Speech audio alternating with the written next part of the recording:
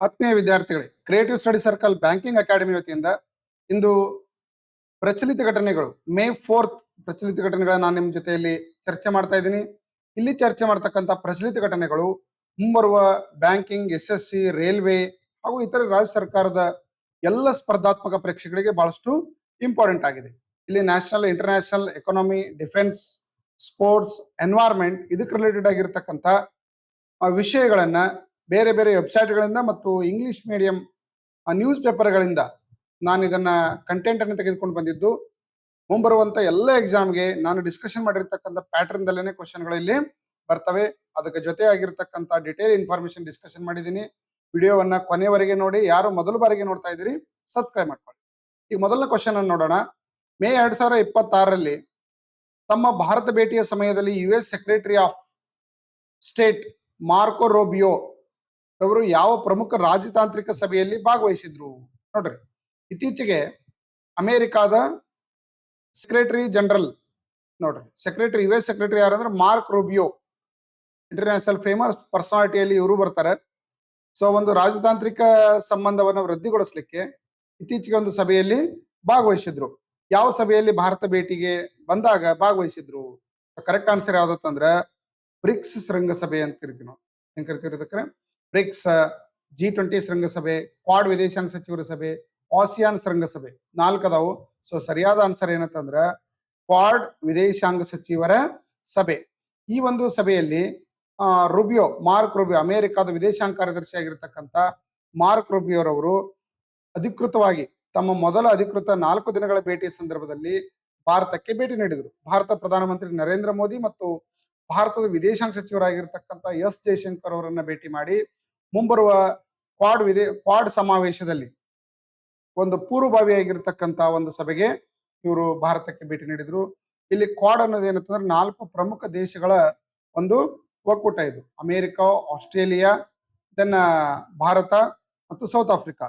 ಇವು Pacific, Indo Pacific ಪ್ರದೇಶದಲ್ಲಿ ಇರ್ತಕ್ಕಂಥ ಒಂದು ವ್ಯಾಪಾರ ಮತ್ತು ಇತರೆ ಸಂಬಂಧಗಳ ವೃದ್ಧಿಗಾಗಿ ರಚನೆ ಆಗಿರ್ತಕ್ಕಂಥ ಒಂದು ಅಂತಾರಾಷ್ಟ್ರೀಯ ಸಂಘಟನೆ. ಇದಕ್ಕೆ ನಾವೇನ್ ಕರಿತೀವಿ ಅಂದ್ರೆ ಕ್ವಾಡ್ ಸಂಘಟನೆ ಅಂತ ಕರಿತೀವಿ.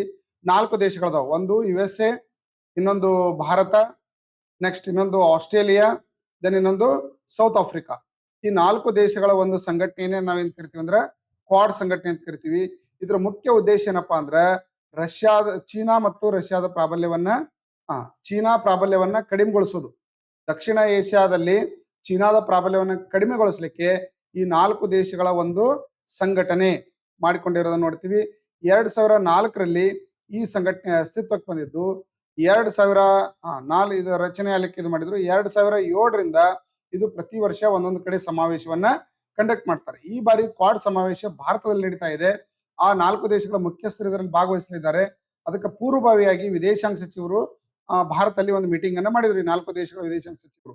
ಆಗ ಭಾರತಕ್ಕೆ ಭೇಟಿ ನೀಡಿರ್ತಕ್ಕಂಥ ಅಮೆರಿಕಾದ ವಿದೇಶಾಂಗ ಕಾರ್ಯದರ್ಶಿ ಯಾರತ್ತಂದ್ರ ಮಾರ್ಕ್ ರೂಬಿಯೋ.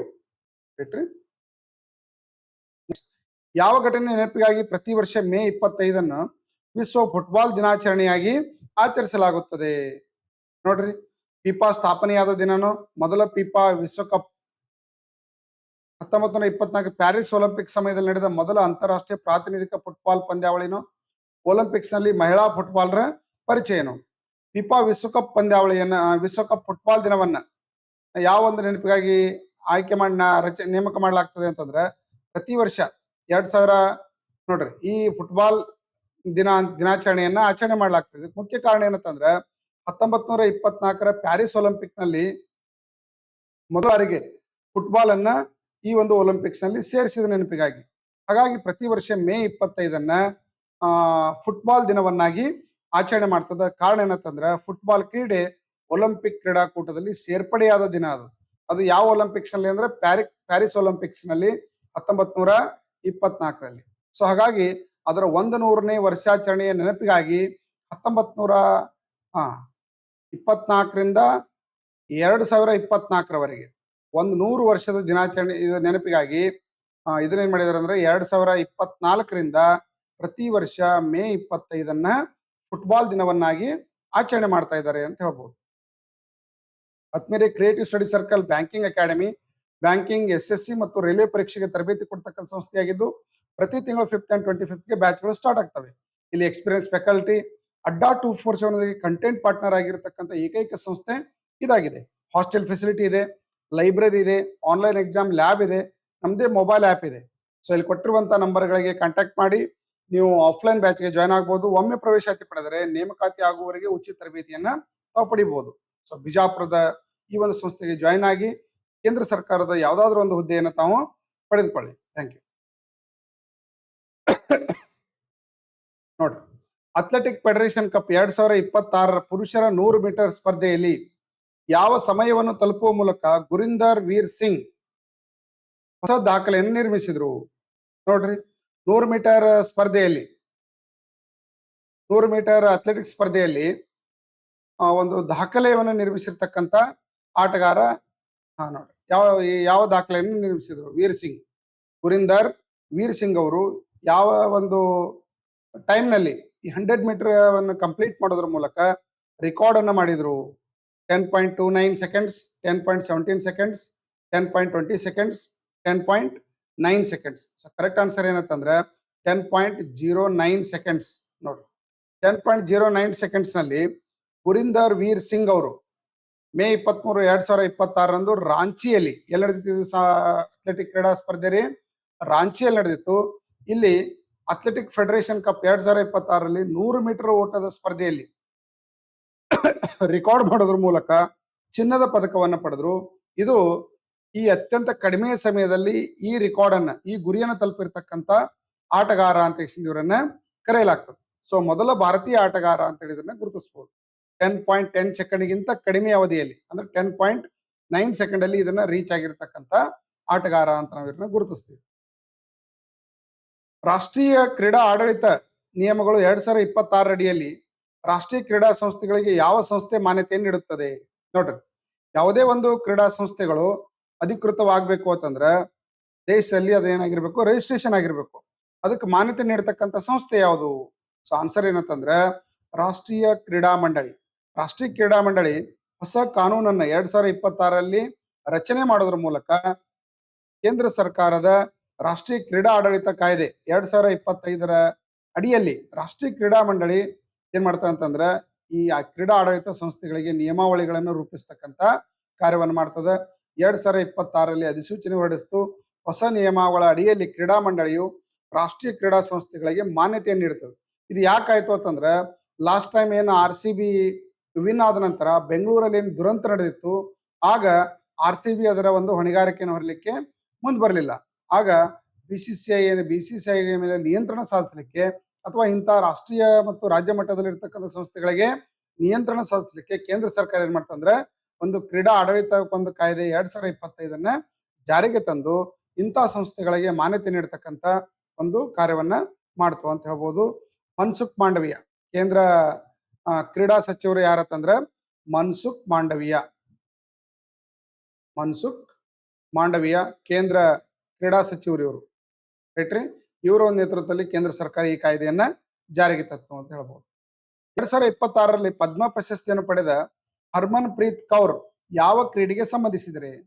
ನೋಡ್ರಿ, ಭಾರತ ಕೊಡ್ತಕ್ಕಂಥ ಪ್ರತಿ ವರ್ಷ ಜನವರಿ 26 ಗಣರಾಜ್ಯೋತ್ಸವ ದಿನದಂದು ನಾಗರಿಕ ಪ್ರಶಸ್ತಿಯನ್ನ ಘೋಷಣೆ ಮಾಡಲಾಗ್ತದೆ. ಅದು ಪದ್ಮ ವಿಭೂಷಣ ಪ್ರಶಸ್ತಿ ಇರ್ಬೋದು, ಪದ್ಮಭೂಷಣ ಇರ್ಬೋದು, ಪದ್ಮಶ್ರೀ ಇರ್ಬೋದು, ರೈಟ್ರಿ. ಪದ್ಮಶ್ರೀ. ಅತ್ಯುನ್ನತ ನಾಗರಿಕ ಪ್ರಶಸ್ತಿ ಯಾವ್ದತ್ತಂದ್ರ ಭಾರತ ರತ್ನ. ಅತ್ಯುನ್ನತ ನಾಗರಿಕ ಪ್ರಶಸ್ತಿ ಯಾವುದು? ಭಾರತ ರತ್ನ. ಎರಡನೇದ್ದು ಪದ್ಮವಿಭೂಷಣ, ಮೂರನೇದ್ದು ಪದ್ಮಭೂಷಣ, ನಾಲ್ಕನೇದ್ದು ಪದ್ಮಶ್ರೀ. ಈ ಒಂದು ಪದ್ಮಶ್ರೀ ಪ್ರಶಸ್ತಿಗೆ ಆಯ್ಕೆಯಾಗಿರ್ತಕ್ಕಂಥ ಹರ್ಮನ್ ಪ್ರೀತ್ ಕೌರ್ ಯಾವ ಕ್ರೀಡೆಗೆ ಸಂಬಂಧಪಟ್ಟವರಾಗಿದ್ದಾರೆ? ಆನ್ಸರ್ ಏನಂದ್ರೆ ಕ್ರಿಕೆಟ್ಗೆ ಸಂಬಂಧಪಟ್ಟಿರ್ತಕ್ಕಂಥ ಕ್ರೀಡಾಪಟುವಾಗಿದ್ದು 2026 ಇವರಿಗೆ ಪದ್ಮಶ್ರೀ ಪ್ರಶಸ್ತಿ ನೀಡಿ ಗೌರವಿಸಲಾಗಿದೆ. ಜೊತೆಗೆ ಏನಂತಂದ್ರೆ ಭಾರತೀಯ ಕ್ರಿಕೆಟ್ ತಂಡದ ಮಹಿಳಾ ಕ್ರಿಕೆಟ್ ತಂಡದ ನಾಯಕಿಯಾಗಿ ಇವರು ಕಾರ್ಯನಿರ್ವಹಿಸಿ ಅತ್ಯುತ್ತಮ ಬ್ಯಾಟ್ಸ್ಮನ್, ಅತ್ಯುತ್ತಮ ನಾಯಕತ್ವದ ಗುಣವನ್ನು ಇವರು ಹೊಂದಿದ್ದಾರೆ ಅಂತೇಳಿ ಹೇಳ್ಬಹುದು. 2026 ಮರಣೋತ್ತರವಾಗಿ ಪದ್ಮ ವಿಭೂಷಣ ಪ್ರಶಸ್ತಿ ಪಡೆದ ಪೌರಾಣಿಕ ನಟ ಯಾರು? ಬಹಳಷ್ಟು ಪೌರಾಣಿಕ ಪಾತ್ರಗಳನ್ನು ಮಾಡೋದ್ರ ಮೂಲಕ ಜನಮನ್ನಣೆಯನ್ನು ಪಡೆದಿರತಕ್ಕಂಥ ನಟ ಇತ್ತೀಚೆಗೆ ನಿಧನ ಹೊಂದಿದ್ರು. ಅವರಿಗೆ ಮರಣೋತ್ತರವಾಗಿ ಪದ್ಮ ವಿಭೂಷಣ ಪ್ರಶಸ್ತಿ ಭಾರತದ ಎರಡನೇ ಅತ್ಯುನ್ನತ ನಾಗರಿಕ ಪ್ರಶಸ್ತಿ ಅಂತ ಕರಿತೀವಿ. ಅವ್ರು ಯಾರು? Mammootty, R Madhavan, Satish Shah, Dharmendra. So correct answer ಏನಂತಂದ್ರೆ ಧರ್ಮೇಂದ್ರ ಅವರಿಗೆ ಮರಣೋತ್ತರ, ಇತ್ತೀಚೆಗೆ ಮರಣ ಹೊಂದಿರತಕ್ಕಂತ ಹಿಂದಿ ನಟ ಧರ್ಮೇಂದ್ರ ಅವರಿಗೆ ಮರಣೋತ್ತರವಾಗಿ ಪದ್ಮವಿಭೂಷಣ ಪ್ರಶಸ್ತಿಯನ್ನ ನೀಡಲಾಯಿತು. ಪದ್ಮವಿಭೂಷಣ ಪ್ರಶಸ್ತಿಯನ್ನ ಪ್ರತಿ ವರ್ಷ ಜನವರಿ 26ರಂದು ಘೋಷಣೆ ಆಗ್ತದೆ ನಾಗರಿಕ ಪ್ರಶಸ್ತಿಗಳನ್ನು.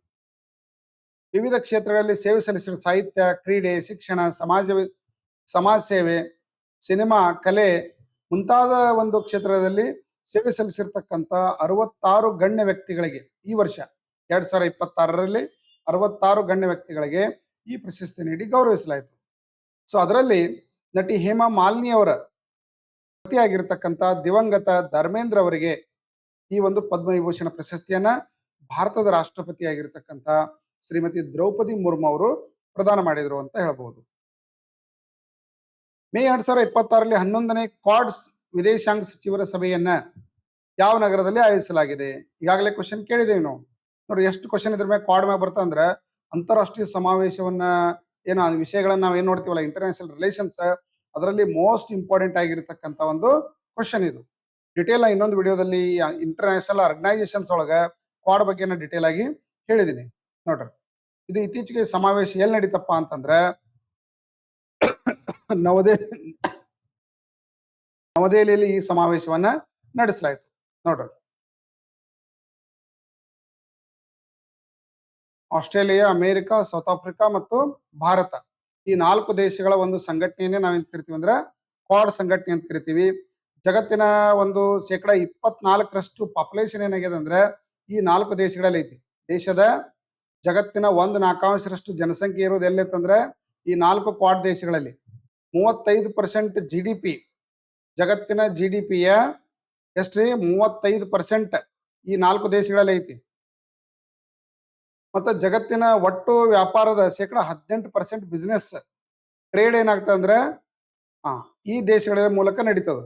ಸೊ ಹಾಗಾಗಿ ಜಾಗತಿಕ ಮಟ್ಟದಲ್ಲಿ ಈ ಒಂದು ಸಂಘಟನೆಗೆ ಬಹಳ ತನ್ನದೇ ಆಗಿರತಕ್ಕಂತ ಒಂದು ಇಂಪಾರ್ಟೆನ್ಸ್ ಇದೆ ಅಂತ ಹೇಳ್ಬೋದು. ಈ ಇಂಡೋ ಪೆಸಿಫಿಕ್ ಪ್ರದೇಶದಲ್ಲಿ ಭಾರತ, ಅಮೆರಿಕ, ಜಪಾನ್ ಮತ್ತು ಆಸ್ಟ್ರೇಲಿಯಾ ಈ 4 ದೇಶಗಳ ಸಂಘಟನೆ. ನಾಳೆ ಕೇಳಬಹುದು ನಿಮ್ಗೆ ಇದು ಯಾವ 4 ದೇಶ? ಸೌತ್ ಆಫ್ರಿಕಾ ಅಲ್ಲ, ಜಪಾನ್ ಇಲ್ಲಿದೆ ನೋಡ್ರಿ. ಜಪಾನ್ ಇದು. ಜಪಾನ್, ಭಾರತ, ಆಸ್ಟ್ರೇಲಿಯಾ ಮತ್ತು ಅಮೆರಿಕ ಈ 4 ದೇಶಗಳ ಒಂದು ಸಂಘಟನೆ ಇದು. ಪ್ರತಿ ವರ್ಷ ಇದು ಸಮಾವೇಶ ನಡೀತದೆ. ಈ ಬಾರಿ ಸಮಾವೇಶ ಎಲ್ಲಿ ನಡೀತು ಅಂತಂದ್ರೆ ಭಾರತದಲ್ಲಿ ದೆಹಲಿಯಲ್ಲಿ ಈ ಸಮಾವೇಶವನ್ನ ಸಂಘಟಿಸಲಾಗಿದೆ. 2026 ಮೇ 26ರಂದು ಬಿಡುಗಡೆಯಾದ ಅಪ್ನಾಪನ್ ನರೇಂದ್ರ ಮೋದಿ ಸಾಂಗ್ ಮೇರೆ ಅನುಭವ್ ಪುಸ್ತಕವನ್ನು ಬರೆದವರು ಯಾರು? ನೋಡ್ರಿ, ಇತ್ತೀಚೆಗೆ ಬಿಡುಗಡೆ ಆಯ್ತದು. ಈ ಪುಸ್ತಕವನ್ನು ಯಾರು ಬರೋದ್ರ ಅಂತಂದ್ರ ಕೇಂದ್ರ ಕೃಷಿ ಸಚಿವರಾಗಿರ್ತಕ್ಕಂಥ ಶಿವರಾಜ್ ಸಿಂಗ್ ಚೌಹಾಣ್ ಅವರು ಈ ಒಂದು ಪುಸ್ತಕವನ್ನ ಬರೆದ್ರು ನೋಡ್ರಿ. ಮಾಜಿ ಉಪರಾಷ್ಟ್ರಪತಿ ಎಂ ವೆಂಕಯ್ಯ ನಾಯ್ಡು, ಮಾಜಿ ಪ್ರಧಾನಿ HD ದೇವೇಗೌಡ ಅವರು ಈ ಒಂದು ಪುಸ್ತಕವನ್ನ ನರೇಂದ್ರ ಮೋದಿ ಸಾಂಗ್ ಮೇರೆ ಅನುಭವ ಅಂತಕ್ಕಂಥ ಪುಸ್ತಕವನ್ನ ಬಿಡುಗಡೆ ಮಾಡಿದ್ರು. ಈ ಪುಸ್ತಕವನ್ನ ಕೇಂದ್ರ ಕೃಷಿ ಸಚಿವರಾಗಿರ್ತಕ್ಕಂಥ ಶಿವರಾಜ್ ಸಿಂಗ್ ಚೌಹಾಣ್ ಅವರು ಬರೆದಿದ್ದಾರೆ ಅಂತ ಹೇಳ್ಬೋದು. ಇಂಪಾರ್ಟೆಂಟ್ ಬುಕ್ಸ್ ಒಳಗ ಈ ಕ್ವಶನ್ ಬಂದೇ ಬರ್ತದೆ. ಕೆಳಗಿನವುಗಳಲ್ಲಿ ಯಾರು ಭಾರತದ ಮೊದಲ ಮಹಿಳಾ ಯುದ್ಧ ಹೆಲಿಕಾಪ್ಟರ್ ಪೈಲಟ್ ಆದ್ರು? ಯುನೈಟೆಡ್ ನೇಷನ್ಸ್ ಮಿಲಿಟರಿ ಲಿಂಗ ವಕೀಲ ಪ್ರಶಸ್ತಿ ಅಂದ್ರೆ United Nations military gendered advocate of the year award 2025 ಈ ಅವಾರ್ಡ್ಗೆ ಭಾಜನಾಗಿರ್ತಕ್ಕಂಥ ಭಾರತೀಯ ಪೈಲಟ್ ಯಾರು ಅಂತ ನಾಳೆ ಕ್ವಶನ್ ಬರ್ಬೋದು. ಕರೆಕ್ಟ್ ಆನ್ಸರ್ ಏನಂದ್ರೆ ಮೇಜರ್ ಅಭಿಲಾಷಾ ಬರಕ್ ಅವರು ನೋಡ್ರಿ ಮೊಟ್ಟ ಮೊದಲ ಭಾರತದ ಮಹಿಳಾ ಯುದ್ಧ ಹೆಲಿಕಾಪ್ಟರ್ನ ಒಂದು ಪೈಲಟ್ ಆಗಿ ಕಾರ್ಯವನ್ನು ನಿರ್ವಹಿಸಿದ್ರು. ಇವರಿಗೆ ವಿಶ್ವಸಂಸ್ಥೆಯ military gender advocate of the year 2025 award ನೀಡಿ ಘೋಷಣೆ ಮಾಡಲಾಯಿತು. ಭಾರತದಲ್ಲಿ ಇವರಿಗೆ ಅಭಿನಂದನಾ ಸಮಾವೇಶವನ್ನು ಸಹ ಏರ್ಪಡಿಸಲಾಗಿತ್ತು. ನ್ಯೂಯಾರ್ಕ್ನ ವಿಶ್ವಸಂಸ್ಥೆ ಪ್ರಧಾನ ಕಚೇರಿಯಲ್ಲಿ ಇವರಿಗೆ ಈ ಒಂದು ಪ್ರಶಸ್ತಿ ನೀಡಿ ಗೌರವಿಸಲಾಯಿತು. ಮೇ 26ರಲ್ಲಿ ಅನುಮೋದಿಸಲಾದ ಭಾರತದ ಮೊದಲ ಹೈಡ್ರೋಜನ್ ಚಾಲಿತ ಯಾವ ರೈಲ್ವೆ ವಿಭಾಗದಲ್ಲಿ ಕಾರ್ಯನಿರ್ವಹಿಸುತ್ತದೆ? First hydrogen powered train approved in May 2026 will operate on which railway sections? ಯಾವ ಒಂದು ರೈಲ್ವೆ ವಲಯದಲ್ಲಿ ಈ ಒಂದು ಹೈಡ್ರೋಜನ್ ರೈಲನ್ನ ಸ್ಟಾರ್ಟ್ ಮಾಡಿದ್ರು? ಆನ್ಸರ್ ಏನಂತಂದ್ರ ಜಿಂದ್ ಮತ್ತು ಸೋನಿಪತ್ ನಡುವೆ ನೋಡಿ ಮೊಟ್ಟ ಮೊದಲ ಒಂದು ಹೈಡ್ರೋಜನ್ ಚಾಲಿತ ರೈಲ್ವೆ ಇಂಜಿನ್ ಆಗಿದ್ದು ಹರಿಯಾಣದ ಜಿಂದ್ ಇಂದ ಸೋನಿಪತ್ ವಿಭಾಗದಲ್ಲಿ ದೇಶದ ಮೊದಲ ಹೈಡ್ರೋಜನ್ ಚಾಲಿತ ರೈಲನ್ನ ಉದ್ಘಾಟನೆ ಮಾಡಲಾಯಿತು. ದೇಶದ ರೈಲ್ವೆ ಸಚಿವರು ಯಾರತ್ತಂದ್ರ ಅಶ್ವಿನಿ ವೈಷ್ಣವ್ ಅವರು. ಯಾರ್ರಿ? ಅಶ್ವಿನ್ ವೈಷ್ಣವ್, ಕೇಂದ್ರ ರೈಲ್ವೆ ಸಚಿವರು ಅಂತ ನಾವು ಇವರನ್ನ ಹೇಳ್ತೀವಿ. 2027 ಮೇ 2026 ಉಲ್ಲಾಸ್ ಕಾರ್ಯಕ್ರಮದ ಅಡಿಯಲ್ಲಿ 99.82% ಸಾಕ್ಷರತಾ ಪ್ರಮಾಣದೊಂದಿಗೆ 6ನೇ ಸಂಪೂರ್ಣ ಸಾಕ್ಷರತಾ ರಾಜ್ಯ ಅಂತ ಹೇಳಿ ಘೋಷಣೆ ಆಯಿತು. ಎಷ್ಟನೇದ್ರಿ? 6th 6ನೇ ಸಂಪೂರ್ಣ ಸಾಕ್ಷರತಾ ರಾಜ್ಯವೆಂದು ಘೋಷಿಸಲಾದ ಭಾರತೀಯ ರಾಜ್ಯ ಯಾವುದು? ಗೋವಾ, ಹಿಮಾಚಲ ಪ್ರದೇಶ, ಸಿಕ್ಕಿಂ, ಮಿಜೋರಾಂ. ಇಂಪಾರ್ಟೆಂಟ್ ಕ್ವಶನ್ ಇದು. ಉಲ್ಲಾಸ್ ಕಾರ್ಯಕ್ರಮ ಯಾವ ಕಾರ್ಯಕ್ರಮ ಇದು? ಕೇಂದ್ರದ ಉಲ್ಲಾಸ್ ಕಾರ್ಯಕ್ರಮದ ಅಡಿಯಲ್ಲಿ 99.82 ಲಿಟ್ರಸಿಯನ್ನ ದಾಖಲೆ ಮಾಡಿರ್ತಕ್ಕಂಥ ಸಾಕ್ಷರ ರಾಜ್ಯ ಅಂತ ಘೋಷಣೆ ಆಯಿತು. ಯಾವ ರಾಜ್ಯ ಅಂತಂದ್ರ ಆನ್ಸರ್ ನಮ್ದು ಮಿಜೋರಾಂ, ಸಾರಿ ಸಿಕ್ಕಿಂ ರಾಜ್ಯ. ಯಾವ ರಾಜ್ಯ ರೀ? ಸಿಕ್ಕಿಂ ರಾಜ್ಯ ಇತ್ತೀಚೆಗೆ 100% ಒಂದು ಲಿಟ್ರಸಿ ರೇಟ್ ಅನ್ನ ದಾಖಲೆ ಮಾಡಿರ್ತಕ್ಕಂಥ ರಾಜ್ಯ ಅಂತ ಕರಿತೀವಿ. ಕೇಂದ್ರ ಶಿಕ್ಷಣ ಸಚಿವಾಲಯ 95% ಮಾನದಂಡವನ್ನ ಏನ್ ಹಾಕಿತ್ತು ಅದನ್ನ ಕ್ರಾಸ್ ಮಾಡಿ ಗ್ರೇಟ್ ಅಚೀವ್ಮೆಂಟ್ ಮಾಡಿರ್ತಕ್ಕಂಥ ರಾಜ್ಯ ಅಂತೇಳಿ ಇದನ್ನ ಘೋಷಣೆ ಮಾಡಲಾಗಿದ್ದು ಅಧಿಕೃತವಾಗಿ ಇದು ಯಾವುದು ಸಿಕ್ಕಿಂನ ಮುಖ್ಯಮಂತ್ರಿ ಆಗಿರ್ತಕ್ಕಂಥ ಪ್ರೇಮ್ ಸಿಂಗ್ ತಮಾಂಗ್ ಅವರು ಈ ಒಂದು ಘೋಷಣೆಯನ್ನ ಮಾಡಿದ್ರು ಅಂತ ಹೇಳ್ಬೋದು. ಜೂನ್ 2026 ಸಿದ್ದರಾಮಯ್ಯನವರ ಉತ್ತರಾಧಿಕಾರಿಯಾಗಿ ಕರ್ನಾಟಕದ 25ನೇ ಮುಖ್ಯಮಂತ್ರಿ ನೋಡ್ರಿ, ನಿನ್ನೆ ಪ್ರಮಾಣ ವಚನ ಸ್ವೀಕಾರ ಮಾಡಿರ್ತಕ್ಕಂಥ ಡಿ.ಕೆ. ಶಿವಕುಮಾರ್ ಅವರು 25ನೇ ಮುಖ್ಯಮಂತ್ರಿ ಆದ್ರು. ಸೊ ಹಾಗಾದ್ರೆ ಉತ್ತರಾಧಿಕಾರಿ ಯಾರು? ಸೊ ಕರೆಕ್ಟ್ ಆನ್ಸರ್ ಏನಂದ್ರೆ ಡಿ.ಕೆ. ಶಿವಕುಮಾರ್ ಅಂತ ಹೇಳ್ಬೋದು. ನೋಡ್ರಿ, ನಿನ್ನೆ ಎಕ್ಸಾಮ್ ಆಗ್ಯದ, ಸಾರಿ ನಿನ್ನೆನೆ ಇದು ಅಪಾಯಿಂಟ್ ಆಗ್ಯದ, ಮರ್ದಿನಾನೇ ಇವತ್ತು ನಾವು ಕ್ವಶನ್ ಅನ್ನ ಹಾಕಿದೀವಿ. ಯಾಕಂತಂದ್ರ ಸೆಂಟ್ರಲ್ ಗೌರ್ಮೆಂಟ್ ಯಾವುದೇ ಎಕ್ಸಾಮ್ ಬರೀ ನೀವು ಕರೆಂಟ್ ಅಫೇರ್ಸ್ ಏನಾಗ್ತದ last 3 days current affairs repeat ಆಗೋ ಚಾನ್ಸ್ ಇರ್ತದೆ. ಸೊ ಹಾಗಾಗಿ ನೀವು current affairs 6 month minimum 6 to ಈಗಂತೂ ಏನ್ ಹೇಳ್ತಾರ 7 month ಅಂತ ಹೇಳಕತ್ತಾರ. ಈಗ 7 month ಕರೆಂಟ್ ಅಫೇರ್ಸ್ ನೀವು ಪರ್ಫೆಕ್ಟ್ ಮಾಡ್ಕೊಂಡ್ರೆ ಮಾತ್ರ ಕರೆಂಟ್ ಅಫೇರ್ಸ್ ಮೇಲೆ ಅದಕ್ಕೆ ರಿಲೇಟೆಡ್ ಸ್ಟ್ರಾಟಜಿ ಕೆ ಮೇಲೆ ಯಾವುದೇ ಕ್ವಶನ್ ಅನ್ನ ನೀವು ಆನ್ಸರ್ ಮಾಡ್ಬೋದು. ಈ ತರ ಕರೆಂಟ್ ಅಫೇರ್ಸ್ ಅನ್ನ ನೀವು ಪ್ರಾಕ್ಟೀಸ್ ಮಾಡಿದ್ರಿ ಅಂತಂದ್ರೆ ನೋಡ್ರಿ, ನಮ್ಮ ಒಂದು ಚಾನಲ್ ಅಲ್ಲಿ ಪ್ರತಿ ವಾರ ನಾನು ಕರೆಂಟ್ ಅಫೇರ್ಸ್ ಮಾಡ್ತೀನಿ. ಮಂತ್ಲಿ ಲಾಸ್ಟ್ ಒಂದು ಮಂತ್ ಒಂದು ಫುಲ್ ಒಂದು ಕರೆಂಟ್ ಅಫೇರ್ಸ್ ಡಿಫ್ರೆಂಟ್ ಕ್ವಶನ್ ಗಳನ್ನ ತೆಗೆದುಕೊಂಡು ಬಂದಿರ್ತೀನಿ. ಇವಿಷ್ಟು ನೋಡಿದ್ರೆ ಕರೆಂಟ್ ಅಫೇರ್ಸ್ ನೀವು ಪರ್ಫೆಕ್ಟ್ ಆಗಿ ಪ್ರಿಪೇರ್ ಆಗ್ಬೋದು. ಡಿ.ಕೆ. ಶಿವಕುಮಾರ್ ಅವರು ಸಿದ್ದರಾಮಯ್ಯನವರ ನಂತರ ಉತ್ತರಾಧಿಕಾರಿಯಾಗಿ ನೇಮಕ ಆಗಿದ್ದು ಇವರು ಎಷ್ಟನೇ ಒಂದು ಮುಖ್ಯಮಂತ್ರಿ ಅಂತ ಹೇಳ್ಬೋದು? 25ನೇ ಮುಖ್ಯಮಂತ್ರಿ. ಎಷ್ಟನೇ ಮುಖ್ಯಮಂತ್ರಿ ಇವರು? 25ನೇ ಮುಖ್ಯಮಂತ್ರಿ ಅಂತ ಹೇಳಿ ಇವರನ್ನ ಗುರುತಿಸ್ತೀವಿ.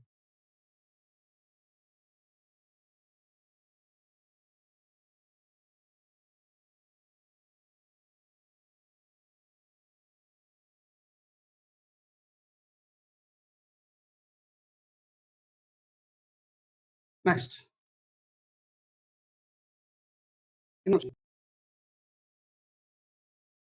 ಮೇ 2026 ಮಯನ್ಮಾರ್ನ ಅಧ್ಯಕ್ಷ ಯು ಮಿನ್ ಅಂಗ್ ಅವರು ಭಾರತದ ಭೇಟಿಯ ಸಮಯದಲ್ಲಿ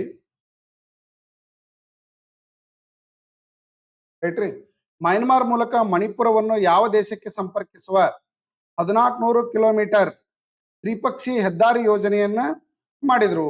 ನೋಡ್ರಿ, ಭಾರತ ಪ್ಲಸ್ ಮಯನ್ಮಾರ್ ಪ್ಲಸ್ ಇನ್ನೊಂದು ದೇಶ ಯಾವುದು ಅಂತ ಕೇಳಿದಾರೆ ಇಲ್ಲಿ.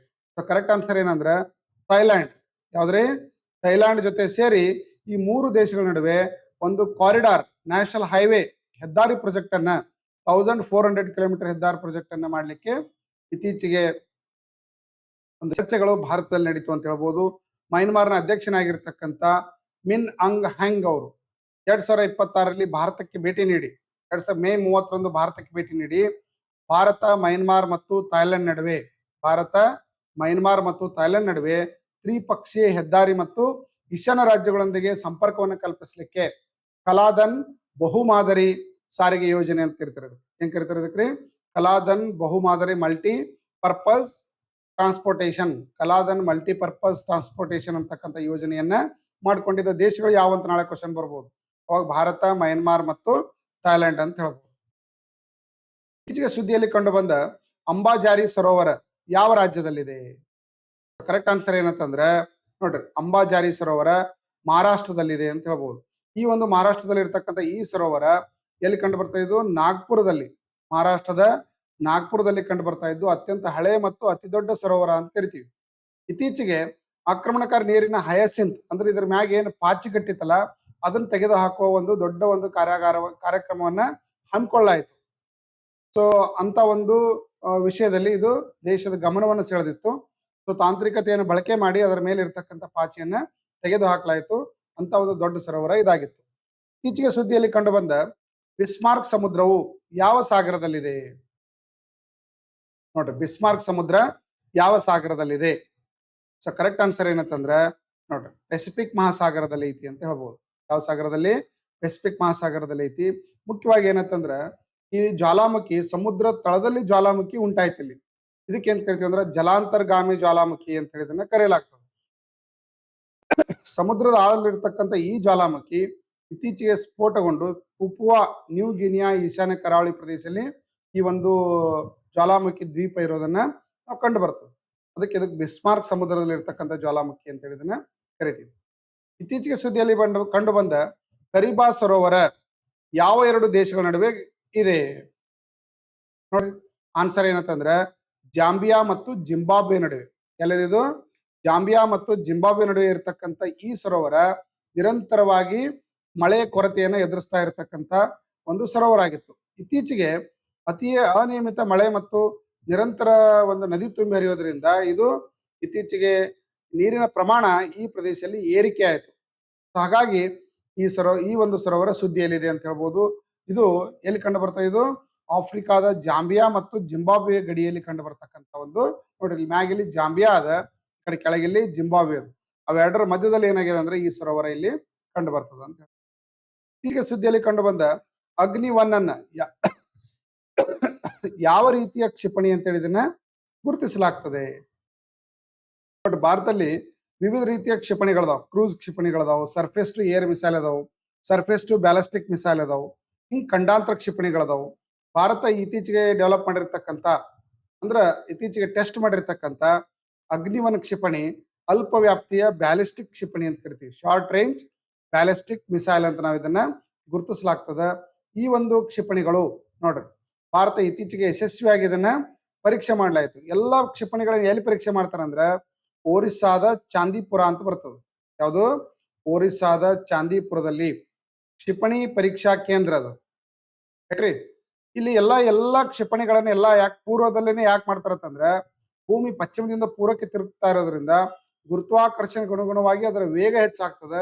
ಇನ್ನೊಂದೇನಂದ್ರೆ ಭಾರತ ಪೂರ್ವ ಭಾಗದಲ್ಲಿ ಇಲ್ಲಿ ಬಂಗಾಳ ಕೊಲ್ಲಿ ಇರೋದ್ರಿಂದ ಸೊ ಒಂದ್ ವೇಳೆ ಕ್ಷಿಪಣಿ ಫೇಲ್ ಆಯ್ತಂದ್ರೆ ಅದು ನೇರವಾಗಿ ಜನವಸತಿ ಪ್ರದೇಶಗಳ ಮೇಲೆ ಬೀಳದೇನೆ ಈ ಸಮುದ್ರದಲ್ಲೇ ಬಿದ್ದು ಫೇಲ್ ಆಗುವಂತ ಚಾನ್ಸ್ ಇರ್ತದೆ. ಇವೆರಡು ಕಾರಣದಿಂದ ಬಹುತೇಕ ದೇಶಗಳಲ್ಲಿ ಏನ್ ಮಾಡ್ತಾರಂತಂದ್ರ ಪೂರ್ವದ ಗಡಿಯಲ್ಲೇನೆ ಈ ಒಂದು ಕ್ಷಿಪಣಿ ಉಡಾವಣಾ ಕೇಂದ್ರಗಳನ್ನ ಸ್ಥಾಪನೆ ಮಾಡಿರ್ತಾರೆ. ಹಂಗ ಭಾರತದಲ್ಲಿ ಕ್ಷಿಪಣಿ ಪರೀಕ್ಷೆ ಮಾಡ್ತಕ್ಕಂಥ ದ್ವೀಪ ಯಾವ್ದತ್ತಂದ್ರ ಒರಿಸ್ಸಾದ ಚಾಂದಿಪುರ ಅಂತ ನಾವು ಇದನ್ನ ಕರಿತೀವಿ. ಇದು ಹಗುರವಾಗಿರ್ತಕ್ಕಂಥ ಪೆಲೋಡ್ಗಳನ್ನು ಹೊತ್ತೊಯ್ಯುವಂತ ಸಾಮರ್ಥ್ಯದ ಬ್ಯಾಲಿಸ್ಟಿಕ್ ಮಿಸೈಲ್ ಅಂತ ನಾವು ಇದನ್ನ ಕರಿತೀವಿ. ವಾಮನ್-1 ಉಪಕ್ರಮವನ್ನು ಇತ್ತೀಚೆಗೆ ಯಾವ ರಾಜ್ಯ ಮತ್ತು ಕೇಂದ್ರಾಡಳಿತ ಪ್ರದೇಶದಲ್ಲಿ ಅಭಿವೃದ್ಧಿಗೊಳಿಸಲಾಗಿದೆ? ನೋಡ್ರಿ, ವಾಮನ್-1 ಗಾರ್ಡನ್ ಅನ್ನ ಡೆವಲಪ್ ಮಾಡಲಾಗಿದೆ. ಈ ಒಂದು ಕಾರ್ಯಕ್ರಮದ ಅಡಿಯಲ್ಲಿ ಈ ಯಾವುದು ಗಾರ್ಡನ್ಗಳನ್ನು ಡೆವಲಪ್ಮೆಂಟ್ ಮಾಡ್ತಕ್ಕಂಥ ಒಂದು ಯೋಜನೆ ಇದು. ಇದು ಯಾವ ಒಂದು ರಾಜ್ಯದಲ್ಲಿ ಹಮ್ಮಿಕೊಳ್ಳಲಾಗಿದೆ? ಆನ್ಸರ್ ಏನಂತಂದ್ರ ಕೇಂದ್ರಾಡಳಿತ ಪ್ರದೇಶ ಆಗಿರ್ತಕ್ಕಂಥ ದೆಹಲಿ ಅರಣ್ಯ ಇಲಾಖೆ ಅಡಿಯಲ್ಲಿ ವಾಮನ-1 ಎಂಬ ಒಂದು ಕಾರ್ಯಕ್ರಮವನ್ನು ಸ್ಟಾರ್ಟ್ ಮಾಡಿದ್ದು. ಇದು ಜೀವ ವೈವಿಧ್ಯತಾ ವಲಯವನ್ನಾಗಿ ಇವುಗಳನ್ನ ಅಭಿವೃದ್ಧಿ ಪಡಿಸ್ತಕ್ಕಂಥ ಕಾರ್ಯಕ್ರಮವನ್ನು ರೂಪಿಸಲಾಗಿದೆ. ಇದರಿಂದ ಜನರಲ್ಲಿ ಪರಿಸರ ಜಾಗೃತಿ, ಜೀವ ವೈವಿಧ್ಯತೆ, ಪ್ರಕೃತಿ ಸಂರಕ್ಷಣೆ ಬಗ್ಗೆ ಅರಿವು ಮೂಡಿಸ್ತಕ್ಕಂಥ, ಮಕ್ಕಳಿಗೆ ಪರಿಸರದ ಮಹತ್ವವನ್ನು ತಿಳಿಸ್ತಕ್ಕಂಥ, ಪರಿಸರದ ಜೊತೆಗೆ ಅವಿನಾಭಾವ ಸಂಬಂಧವನ್ನು ಇಟ್ಟುಕೊಳ್ತಕ್ಕಂಥ ಒಂದು ಕಾರ್ಯವನ್ನ, ಜಾಗೃತಿ ಕಾರ್ಯಕ್ರಮವನ್ನ ಇದರ ಅಡಿಯಲ್ಲಿ ಮಾಡಲಾಗ್ತಾ ಇದೆ ಅಂತ ಹೇಳ್ಬೋದು. ಇತ್ತೀಚೆಗೆ ಸುದ್ದಿಯಲ್ಲಿ ಕಂಡು ಬಂದ ಜರಿಯಾ ಕೋಲ್ಡ್ ಫೀಲ್ಡ್ ಯಾವ ರಾಜ್ಯದಲ್ಲಿದೆ? ಜರಿಯಾ ಕಲ್ಲಿದ್ದಲಿಗೆ ಫೇಮಸ್ ಆಗಿರ್ತಕ್ಕಂಥ ಒಂದು ಸ್ಥಳ ಇದು. ಈ ಒಂದು ಖನಿಜ ಹೆಚ್ಚಾಗಿ ಈ ಪ್ರದೇಶದಲ್ಲಿ ಕಂಡು ಬರ್ತದೆ. ಯಾವ ರಾಜ್ಯದಲ್ಲಿ ಐತಿ ಇದು? ಕರೆಕ್ಟ್ ಆನ್ಸರ್ ಏನಂತಂದ್ರ ಜಾರ್ಖಂಡ್. ಇತ್ತೀಚೆಗೆ ಜರಿಯಾ ಕಲ್ಲಿದ್ದಲು ಗಣಿಯಲ್ಲಿ ಭೂಕುಸಿ ನೋಡ್ರಿ, ಭೂತ ಬೆಂಕಿಯು ಹೆಚ್ಚಿನ ತಾಪಮಾನದಲ್ಲಿ ಉರಿಯುತ್ತಿರಬಹುದು ಮತ್ತು ಹಿಂದೆ ಅಂದಾಜಿಸಲ್ಕಿಂತ ಹೆಚ್ಚಿನ ಹಸಿರುಮನೆ ಅನಿಲವನ್ನ ಬಿಡುಗಡೆ ಮಾಡಲಾಗಿದೆ ಅಂತೇಳಿ ಬಹಿರಂಗಪಡಿಸಲಾಗಿದೆ ಅಂತ ಹೇಳ್ಬೋದು. ನೋಡ್ರಿ, ಭೂಮಿ ಆಳದೊಳಗ 3 ಪದರಗಳು ಇರ್ತಾವ. ಹೊರಪದರು, ನೆಕ್ಸ್ಟ್ ಮಧ್ಯಂತರ ಪದರು ಮತ್ತು ಒಳಪದರು ಅಂತೇಳಿ. ಮಧ್ಯಂತರ ಪದರದೊಳಗ 6000 ಡಿಗ್ರಿ ಸೆಲ್ಸಿಯಸ್ ಗಿಂತ ಉಷ್ಣಾಂಶ ಹೆಚ್ಚಾಗಿ ಏನಾಗ್ತಂದ್ರೆ ಇಲ್ಲಿ ಇರ್ತಕ್ಕಂಥ ಶಿಲೆಗಳು ಅತಿಯಾದ ಉಷ್ಣಾಂಶದಿಂದ ಕರಗಿ ಶಿಲಾಪಾಕ ಆಗಿರ್ತಾವ. ಇವುಗಳ ಉಷ್ಣತೆ ಪ್ರಮಾಣದಿಂದನೇ ಇಲ್ಲಿ ಇರ್ತಕ್ಕಂಥ ಒಂದು ಏನು ಸಸ್ಯ ಅವಶೇಷಗಳದಾವಲ್ಲ ಅವು ಕಲ್ಲಿದ್ದಲಾಗಿ ಪರಿವರ್ತನೆ ಆಗಿರ್ತಾವು. ಇವತ್ತೇನಾಗಿದೆ ಅಂದ್ರೆ ಅದು ಕಲ್ಲಿದ್ದಲು ರೂಪದಲ್ಲಿ ನಮಗೆ ಸಿಗ್ಲಾಕತ್ತದ. ಬಟ್ ಈ ಕಲ್ಲಿದ್ದಲು ಸಿಗ್ತಕ್ಕಂಥ ಪ್ರದೇಶ ಏನಾಗಿದೆ ಅಂದ್ರೆ ಇಂಥ ಒಂದು ಅಂತರಾಳದಲ್ಲಿ ಇರ್ತಕ್ಕಂಥ ಆ ಉಷ್ಣಾಂಶ ಇದರಲ್ಲಿ ಹೊರಸೂಸ್ತಾ ಇರೋದ್ರಿಂದ ಈ ಒಂದು ಅನಿಲ ಬಾಹ್ಯಾಕಾಶದೊಂದಿಗೆ ಹೊರಗಿನ ಪ್ರಪಂಚದೊಂದಿಗೆ ಸೇರ್ಕೊಂಡ ವಾತಾವರಣದೊಂದಿಗೆ ಸೇರಿದಾಗ ಇಲ್ಲೇನಾಗ್ತದೆ ಅಂದ್ರೆ ಒಂದು ಗ್ರೀನ್ ಹೌಸ್ ಇನ್ಸಿಡೆಂಟ್ ಏನಾಗ್ತದೆ ಅಂದ್ರೆ ಇಲ್ಲಿ ಕ್ರಿಯೇಟ್ ಆಗ್ತದೆ. ಇಂಥ ಹಸಿರು ಮನೆ ಅನಿಲಗಳು ಏನಾಗ್ತದೆ ಅಂದ್ರೆ ಇಲ್ಲಿ ಬಿಡುಗಡೆ ಆಗ್ತಾವು. ಇದರಿಂದ ಜಾಗತಿಕ ತಾಪಮಾನಕ್ಕೆ ಇದು ಭಾರಿ ಕಾರಣ ಆಗ್ತದೆ. ಸೊ ಆ ಒಂದು ಒಂದು ಇದು ಪರಿಸ್ಥಿತಿ ಏನಾಗಿದೆ ಅಂದ್ರೆ ಈ ಒಂದು ನದಿ ಈ ಪ್ರದೇಶದಲ್ಲಿ ಎಲ್ಲಿ ಜರಿಯಾ ಪ್ರದೇಶದಲ್ಲಿ ಕಂಡು ಬಂದಿದೆ ಅಂತ ಹೇಳ್ಬೋದು. ಜಾರಿಯಾ ಯಾವ ರಾಜ್ಯದಲ್ಲಿ ಇದೆ ಅಂತಂದ್ರೆ ಜಾರ್ಖಂಡ್ ನಲ್ಲಿ. ಯಾವ ಜಿಲ್ಲೆಯಲ್ಲಿ ಇದೆ ಅಂತಂದ್ರೆ ಧನ್ಬಾದ್ ಜಿಲ್ಲೆಯಲ್ಲಿ ಐತಿ ಅಂತ ಹೇಳ್ಬೋದು. ಇತ್ತೀಚೆಗೆ ಕಂಡು ಬಂದ ನೆರಿಡ್ ಎನ್ನುವ ಯಾವ ಗ್ರಹದ ಚಂದ್ರನಾಗಿದೆ ಅನ್ನೋದು ಏನಿದೆ ಒಂದು ಉಪಗ್ರಹ. ಇದು ಯಾವ ಗ್ರಹದ ಒಂದು ಉಪಗ್ರಹ ಅಂತೇಳಿ ಇದನ್ನ ಗುರುತಿಸಲಾಗಿದೆ. ಕರೆಕ್ಟ್ ಆನ್ಸರ್ ಏನಂತಂದ್ರೆ ನೆಪ್ಚೂನ್ ಗ್ರಹ. ಜೇಮ್ಸ್ ವೆಬ್ ಬಾಹ್ಯಾಕಾಶ ದೂರದರ್ಶಕದ ಮೂಲಕ ಇದನ್ನ ಪತ್ತೆ ಹಚ್ಚಲಾಗಿದ್ದು ನೆರಿಡ್ ಕೈಪರ್ ಬೆಲ್ಟ್ ನೋಡ್ರಿ, ನೆರಿಡ್ ಅಂತಕ್ಕಂಥದ್ದನ್ನ ಗುರುತಿಸಲಾಗಿದ್ದು ಇದು ನೆಪ್ಚೂನ್ ನ 3ನೇ ಅತಿ ದೊಡ್ಡ ಚಂದ್ರ ಅಥವಾ ಉಪಗ್ರಹ ಅಂತ ನಾವು ಇದನ್ನ ಕರೆಯಲಾಗ್ತದೆ. ಇದನ್ನ ಡಚ್ ಖಗೋಳಶಾಸ್ತ್ರಜ್ಞನಾಗಿರ್ತಕ್ಕಂಥ ಗೆರಾರ್ಡ್ ಕೈಪರ್ ಅಂತಕ್ಕಂಥವ್ರು ಕಂಡುಹಿಡಿದಾರೆ. ನೋಡ್ರಿ, ಬಾಹ್ಯಾಕಾಶದಲ್ಲಿ ಇನ್ನೂ ಲಕ್ಷಾನುಗಟ್ಟಲೆ ಇಂತಹ ಗ್ರಹ ಉಪಗ್ರಹಗಳು ಇರೋದ್ರಿಂದ ಇವುಗಳ ಸಂಶೋಧನೆ ನಿರಂತರವಾಗಿ ನಡೀತಾ ಇರ್ತದ ಅಂತ ಹೇಳ್ಬೋದು. ಇತ್ತೀಚೆಗಷ್ಟೇ ತಮ್ಮ ನಿವೃತ್ತಿಯನ್ನು ಘೋಷಿಸಿದ ವಿಜಯ್ ಶಂಕರ್ ಅವರು ಯಾವ ಕ್ರೀಡೆಗೆ ಸಂಬಂಧಪಟ್ಟವರಾಗಿದ್ರು? ಸೊ ಕರೆಕ್ಟ್ ಆನ್ಸರ್ ಏನಂತಂದ್ರೆ ಕ್ರಿಕೆಟ್ಗೆ ಸಂಬಂಧಪಟ್ಟಿರ್ತಕ್ಕಂಥ ವಿಜಯ್ ಶಂಕರ್ ಅವರು ನೋಡ್ರಿ ಸುಮಾರು 35 ವರ್ಷದ ಆಲ್ರೌಂಡರ್. ಈಗ ಸಾಗರೋತ್ತರ ಲೀಗ್ಗಳಲ್ಲಿ ಫ್ರಾಂಚೈಸಿ ಮತ್ತು ವೃತ್ತಿಪರ ಕ್ರಿಕೆಟ್ ಅವಕಾಶಗಳನ್ನ ನೋಡ್ತಾ ಇದ್ದಾರೆ ಅಂತ ಹೇಳ್ಬೋದು. ಇವರು ಭಾರತ ಕ್ರಿಕೆಟ್ ತಂಡದಲ್ಲಿ 12 ಏಕದಿನ ಮತ್ತು 9 T20 ಪಂದ್ಯಗಳನ್ನ ಆಡಿ ಹೆಸರಾಗಿರ್ತಕ್ಕಂಥವ್ರು. ದೇಶೀಯ ಕ್ರಿಕೆಟ್ ಮತ್ತು IPL ಗೆ ಇವರು ಏನ್ ಮಾಡಿದ್ದಾರೆ ಅಂದ್ರೆ ನಿವೃತ್ತಿಯನ್ನು ಘೋಷಣೆ ಮಾಡಿದ್ದಾರೆ. ನ್ಯಾಷನಲ್ ಕ್ರಿಕೆಟ್ಗೆ ಮತ್ತು IPL ಗೆ ಇವರು ಇತ್ತೀಚೆಗೆ ನಿವೃತ್ತಿಯನ್ನು ಘೋಷಣೆ ಮಾಡಿದ್ದಾರೆ ಅಂತ ಹೇಳ್ಬೋದು. ಜಲ್ ಪರಬ್ ವನ್ಯಜೀವಿ ಬೆಂಬಲ ಅಭಿಯಾನವನ್ನ ಇತ್ತೀಚೆಗೆ ಯಾವ ರಾಜ್ಯದಲ್ಲಿ ಆರಂಭ ಮಾಡಲಾಗಿದೆ? ನೋಡ್ರಿ, ಜಲ್ ಪರಬ್ ಅಂತಕ್ಕಂಥ ಒಂದು ಕ್ಯಾಂಪೇನ್ ಅನ್ನ ಇತ್ತೀಚೆಗೆ ವೈಲ್ಡ್ ಲೈಫ್ ಸಪೋರ್ಟ್ ಕ್ಯಾಂಪೇನ್ ಅಂತ ಕರಿತೀವಿ. ಜಲ್ ಪರಬ್ ವೈಲ್ಡ್ ಲೈಫ್ ಸಪೋರ್ಟ್ ಕ್ಯಾಂಪೇನ್ ಇದು ಇತ್ತೀಚೆಗೆ ಯಾವ ರಾಜ್ಯದಲ್ಲಿ ಈ ಒಂದು ಕ್ಯಾಂಪೇನ್ ಅನ್ನ ಸ್ಟಾರ್ಟ್ ಮಾಡಿದ್ರು? Answer Gujarat, Rajasthan, Orissa, Jharkhand. So answer ಏನಂತಂದ್ರೆ ಗುಜರಾತ್ ನಲ್ಲಿ ತೀವ್ರ ಬೇಸಿಗೆ ಮತ್ತು ಶಾಖದ ಪರಿಣಾಮವಾಗಿ ಈ ವನ್ಯಜೀವಿಗಳಿಗೆ, ಅರಣ್ಯದಲ್ಲಿ ಇರ್ತಕ್ಕಂಥ ಜೀವಿಗಳಿಗೆ ಕುಡಿಯುವ ನೀರಿನ ಸಮಸ್ಯೆ ಉಂಟಾಗ್ತಾ ಇತ್ತು. ಜೊತೆಗೆ ಉಷ್ಣಾಂಶದ ಪ್ರಮಾಣ ಬೇಸಿಗೆಯಲ್ಲಿ 42 ಡಿಗ್ರಿ ಸೆಲ್ಸಿಯಸ್ ಗಿಂತ ಹೆಚ್ಚಾಗುವಂತ ಒಂದು ಪರಿಸ್ಥಿತಿ ಇತ್ತು. ಸೊ ಹೀಗಾಗಿ ಅರಣ್ಯ ಇಲಾಖೆ ಏನ್ ಮಾಡಿದೆ ಅಂದ್ರೆ ಅರಣ್ಯದ ಆಯಾಯ ಪ್ರದೇಶಗಳಲ್ಲಿ ಕೃತಕ ಒಂದು ತೊಟ್ಟಿಗಳನ್ನ ಈ ತರ ಮಾಡೋದ್ರ ಮೂಲಕ ನೀರಿನ ಒಂದು ಪೂರೈಕೆಯನ್ನ ಪಕ್ಷಿಗಳಿಗೆ, ಪ್ರಾಣಿಗಳಿಗೆ ವ್ಯವಸ್ಥೆ ಮಾಡಿದ್ದಾರೆ. ಟ್ಯಾಂಕರ್ಗಳ ಮೂಲಕ ಹಾಕಿ ಇದಕ್ಕೆ ಏನ್ ಹೆಸರು ಕೊಟ್ಟಿದ್ದಾರೆ ಅಂದ್ರೆ ಜಲ್ ಪರಬ್ ಅಂತೇಳಿ ಅವರು ಹೆಸರು ಕೊಟ್ಟಿದ್ದಾರೆ. ಇತ್ತೀಚೆಗೆ ಸುದ್ದಿಯಲ್ಲಿ ಕಂಡು ಬಂದ ಬೆಲ್ಗರೂಡ್ ಪ್ರದೇಶ ಯಾವ ಒಂದು ದೇಶದಲ್ಲಿ ಕಂಡು ಬರ್ತದ? Russia, Kazakhstan, Ukraine. ನೋಡ್ರಿ, ಬೆಲ್ಗರೋಡ್ ಅನ್ನೋದು ಒಂದು ಪ್ರಮುಖವಾಗಿರ್ತಕ್ಕಂಥ ಒಂದು ಪ್ರದೇಶ. ಇದು ಎಲ್ಲಿ ಕಂಡು ಬರ್ತದೆ ಅಂದ್ರೆ ರಷ್ಯಾದಲ್ಲಿ ಕಂಡು ಬರ್ತದೆ ಅಂತ ಹೇಳ್ಬೋದು. ರಷ್ಯಾದಲ್ಲಿ ಇರ್ತಕ್ಕಂಥ ಈ ಬೆಲ್ಗರೋಡ್ ಪ್ರದೇಶದ ಮೇಲೆ ಇತ್ತೀಚೆಗೆ ನೀವೆಲ್ಲ ನೋಡಬಹುದು ರಷ್ಯಾ ಮತ್ತು ಉಕ್ರೇನ್ ಮೇಲೆ ನಿರಂತರವಾಗಿ ಯುದ್ಧಗಳು ನಡೀತಾ ಇದಾವೆ. ಸೊ ಉಕ್ರೇನ್ ಕ್ಷಿಪಣಿ ದಾಳಿಗಳನ್ನ ಈ ಒಂದು ಬೆಲ್ಗರೋದ್ ಪ್ರದೇಶದ ಮೇಲೆ ಮಾಡ್ತು. ಬೆಲ್ಗರೋದ್ ಮತ್ತು ರಷ್ಯಾ ಮತ್ತು ಉಕ್ರೇನ್ ಮಧ್ಯಭಾಗದಲ್ಲಿ ಈ ಒಂದು ಬೆಲ್ಗರೋದ್ ಪ್ರದೇಶ ಕಂಡು ಬರೋದ್ರಿಂದ, ಗಡಿಯನ್ನು ಹಂಚಿಕೊಂಡಿರೋದ್ರಿಂದ ಇಲ್ಲಿ ಇತ್ತೀಚೆಗೆ ಏನಾಗಿದೆ ಅಂದ್ರೆ ಯುಕ್ರೇನ್ ದಾಳಿ ಮಾಡಿದೆ ಅಂತ ಹೇಳ್ಬೋದು. ವಿಶ್ವ ಯೋಗಾಸನ ಚಾಂಪಿಯನ್ಶಿಪ್ 2026ರ ಆತಿಥ್ಯವನ್ನ ವಹಿಸಿರ್ತಕ್ಕಂಥ ಭಾರತೀಯ ನಗರ ಯಾವುದು? ನೋಡ್ರಿ, ಪ್ರತಿ ವರ್ಷ ಜೂನ್ 21 ಏನ್ ಮಾಡ್ತಾರೆ? ಜೂನ್ 21 ವಿಶ್ವ ಯೋಗ ದಿನ ಅಂತ ಹೇಳಿಸಿಂದ ಆಚರಣೆ ಮಾಡ್ಲಾಗ್ತದೆ. ವಿಶ್ವ ಯೋಗ ದಿನ ಈ ಯೋಗ ದಿನ ವಿಶ್ವಸಂಸ್ಥೆ ಅಡಿಯಲ್ಲಿ ಘೋಷಣೆ ಆಗಿರೋದ್ರಿಂದ ಜಗತ್ತಿನಾದ್ಯಂತ ಎಲ್ಲ ದೇಶಗಳು ಇವತ್ತೇನ್ ಮಾಡ್ತಾ ಇದಾವೆ ಅಂತಂದ್ರೆ ಜೂನ್ 21 ವಿಶ್ವ ಯೋಗ ದಿನವನ್ನಾಗಿ ಆಚರಣೆ ಮಾಡ್ತಾರೆ. ಈ ಬಾರಿ ಈ ಒಂದು ಚಾಂಪಿಯನ್ಶಿಪ್ ಎಲ್ಲಿ ನಡೀತಾ ಇದೆ ಅಂತಂದ್ರೆ ಇದರ ಪ್ರಯುಕ್ತವಾಗಿ ಗುಜರಾತಿನ ಅಹಮದಾಬಾದ್ ನಲ್ಲಿ ಈ ಒಂದು ಚಾಂಪಿಯನ್ಶಿಪ್ ನಡೀತಾ ಇದೆ ಅಂತ ಹೇಳ್ಬೋದು. ವಿಶ್ವ ಯೋಗಾಸನ ಚಾಂಪಿಯನ್ಶಿಪ್ ಅನ್ನ ನಡೆಸಲಾಗಿದ್ದು ಕೇಂದ್ರ ಕ್ರೀಡಾ ಸಚಿವರಾಗಿರ್ತಕ್ಕಂಥ ಮನ್ಸುಖ್ ಮಾಂಡವಿಯಾರು ನವದೆಹಲಿಯಲ್ಲಿ ಇತ್ತೀಚೆಗೆ ಅದರ ಒಂದು ಜರ್ಸಿಯನ್ನ ಮತ್ತು ಅದರ ಮಾಸ್ಕತ್ ಅನ್ನ ಇತ್ತೀಚೆಗೆ ಬಿಡುಗಡೆಗೊಳಿಸಿದ್ರು ಅಂತ ಹೇಳ್ಬೋದು. ಇತ್ತೀಚೆಗೆ ನಿಧನರಾದ ಒಲಿಂಪಿಯನ್ ಶ್ಯಾಮ್ ಲಾಲ್ ಮೀನಾರ್ ಅವರು ಯಾವ ಕ್ರೀಡೆಯೊಂದಿಗೆ ಸಂಬಂಧಪಟ್ಟಿದ್ರು? ಒಲಿಂಪಿಯನ್ ಸ್ಪೋರ್ಟ್ಸ್ ಮನ್ ಇವರು ಯಾವ ಕ್ರೀಡೆಯೊಂದಿಗೆ ಸಂಬಂಧಪಟ್ಟಿದ್ರು ಅಂತಂದ್ರೆ ಆನ್ಸರ್ ಏನಿದು ಬಿಲ್ಲುಗಾರಿಕೆಯೊಂದಿಗೆ ಸಂಬಂಧಪಟ್ಟವರಾಗಿದ್ರು. ಅರ್ಜುನ್ ಪ್ರಶಸ್ತಿ ವಿಜೇತರಾಗಿರ್ತಕ್ಕಂಥ ಹಿರಿಯ ಒಲಿಂಪಿಕ್ ಆಟಗಾರರಾಗಿರ್ತಕ್ಕಂಥ ಶ್ಯಾಮ್ ಲಾಲ್ ಮೀನಾ ಅವರು ತಮ್ಮ 61ನೇ ವಯಸ್ಸಿನಲ್ಲಿ ಇವರು ನಿಧನರಾದರು. ಸಿಯೋಲ್ ಒಲಿಂಪಿಕ್ಸ್ ಅಲ್ಲಿ ನಡೆದಿರ್ತಕ್ಕಂಥ ಒಲಿಂಪಿಕ್ಸ್ ನಲ್ಲಿ ಭಾರತದ ಮೊದಲ ಒಲಿಂಪಿಕ್ ಬಿಲ್ಲುಗಾರಿಕೆಯನ್ನು ತಂಡದಲ್ಲಿ ಇವರು ಭಾಗವಹಿಸಿದ್ರು. ಮೀನಾ ರಾಜಸ್ಥಾನದ ಕೆವಾಡಿಯಾ ಗ್ರಾಮದವರಾಗಿದ್ದು ಸಾಂಪ್ರದಾಯಿಕ ಬಿದಿರಿನ ಬಿಲ್ಲು ಬಳಸಿ ತರಬೇತಿಯನ್ನು ಪಡೆದವರು ಇವರಾಗಿದ್ದರು. ಖಾರಿಫ್ ಅಭಿಯಾನ 2026 ಕೃಷಿ ರಾಷ್ಟ್ರೀಯ ಸಮ್ಮೇಳನ ಇತ್ತೀಚೆಗೆ ಎಲ್ಲಿ ನಡೀತು ನೋಡ್ರಿ. ಖಾರಿಫ್ ಅಭಿಯಾನ ಅಂದ್ರೆ ಮುಂಗಾರು ಬೇಸಾಯದ ಅಭಿಯಾನ ಎಲ್ಲಿ ನಡೀತು ಅಂದ್ರೆ ನವದೆಹಲಿಯಲ್ಲಿ ಈ ಒಂದು ಸಮಾವೇಶ ನಡೀತು. ನವದೆಹಲಿಯ NASC ಕಾಂಪ್ಲೆಕ್ಸ್ ಪೋಸಾದಲ್ಲಿ ಈ ಒಂದು ಸಮಾವೇಶವನ್ನ ನಡೆಸಲಾಯಿತು ಅಂತ ಹೇಳ್ಬೋದು. ಮಿಷನ್ ಕ್ವೀನ್ ಅನಾನಸ್ ಅನ್ನ ಯಾವ ರಾಜ್ಯದಲ್ಲಿ ಇತ್ತೀಚೆಗೆ ಪ್ರಾರಂಭಿಸಲಾಗಿದೆ? ಅನಾನಸ್ ಬೆಳೆಗೆ ಫೇಮಸ್ ಆಗಿರತಕ್ಕಂತ ನೋಡ್ರಿ ತ್ರಿಪುರಾ, ಮಣಿಪುರ, ಅಸ್ಸಾಂ ಮತ್ತು ನಾಗಾಲ್ಯಾಂಡ್. ಕರೆಕ್ಟ್ ಆನ್ಸರ್ ಏನಂದ್ರೆ ಇತ್ತೀಚೆಗೆ ತ್ರಿಪುರಾದಲ್ಲಿ ಅನಾನಸ್ ಬೆಳೆ ಬಹಳಷ್ಟು ಫೇಮಸ್ ಆಗಿರತಕ್ಕಂಥ ಬೆಳೆ ಮತ್ತು GI ಟ್ಯಾಗ್ ಅನ್ನು ಹೊಂದಿರತಕ್ಕಂಥ ಬೆಳೆ.